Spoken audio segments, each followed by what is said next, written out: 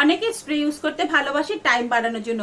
হ্যাঁ, স্প্রে আপনাদের টাইমকে বাড়িয়ে দেয়, কিন্তু এর যদি সঠিক সঠিক নিয়ম না জানেন, এর যদি সঠিক সঠিক প্রিকশন না জানেন, তাহলে কিন্তু আপনাদের অনেক ক্ষতি হতে পারে।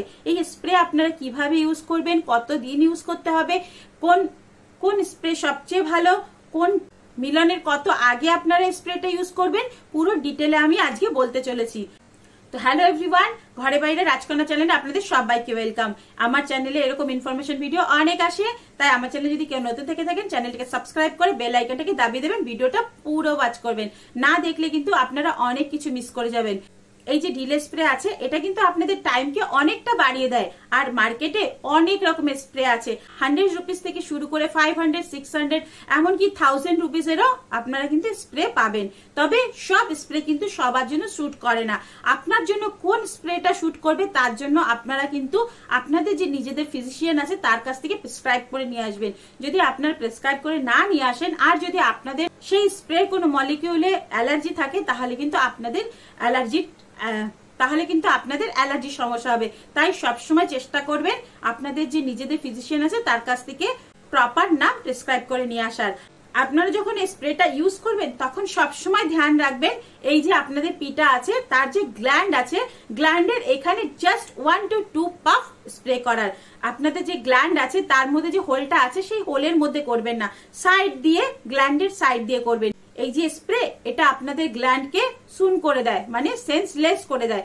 সেন্সলেস করার জন্য সেন্সিটিভিটি কম হয়, সেন্সিটিভিটি কম হওয়ার জন্য আপনাদের লিকুইডটা তাড়াতাড়ি বাইরে আসে না।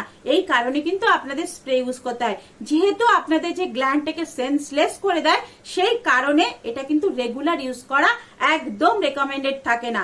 আপনাদের এটা সপ্তাহে 1 দিন কি 2 দিন ইউজ করতে হবে। যদিও এটা মেডিসিনের থেকে অনেক বেটার, তবে রেগুলার ইউজ করা অনেক ক্ষতিকর হতে পারে। এটা কখন ইউজ করতে হবে, যখন আপনারা ইন্টার করতে যাচ্ছেন তার 15 থেকে 20 মিনিট আগে আপনারা এটা ইউজ করবেন। কেন? এই যে স্প্রেটা আছে আপনারা যে লাগালেন, দেখুন এখানে ভেজা ভাবটা আছে। এই যে ভেজা ভাবটা যতক্ষণ না ড্রাই হবে ততক্ষণ কিন্তু এটা কোনো কাজ করবে না। যখন এই ভেজা ভাবটা ড্রাই হয়ে যাবে তখন আপনারা ইন্টার করবেন। যদি ভেজা থাকতে থাকতে আপনারা ইন্টার করেন, তাহলে আপনার যে পার্টনারের ভি আছে তার আশেপাশে লেগে যাবে, আর তার আশেপাশে লেগে গেলে তাকে কিন্তু ওই জায়গাটা শুন করে দেবে। তখন আপনার ভালো লাগবে, বাট আপনার পার্টনারের ভালো লাগবে না। হয়তো তার কোনো অ্যালার্জির সমস্যা আছে, তখন এই স্প্রেটা কিন্তু তাকে অনেক ক্ষতি করবে। সেই কারণে যখন এই স্প্রেটা পুরো ড্রাই হয়ে যাবে তখন আপনারা ইন্টার করবেন। আর এটা ড্রাই হওয়ার জন্য আপনাদের ইন্টার করার আগে 10 থেকে 15 মিনিট আগে এটাকে লাগাতে হবে।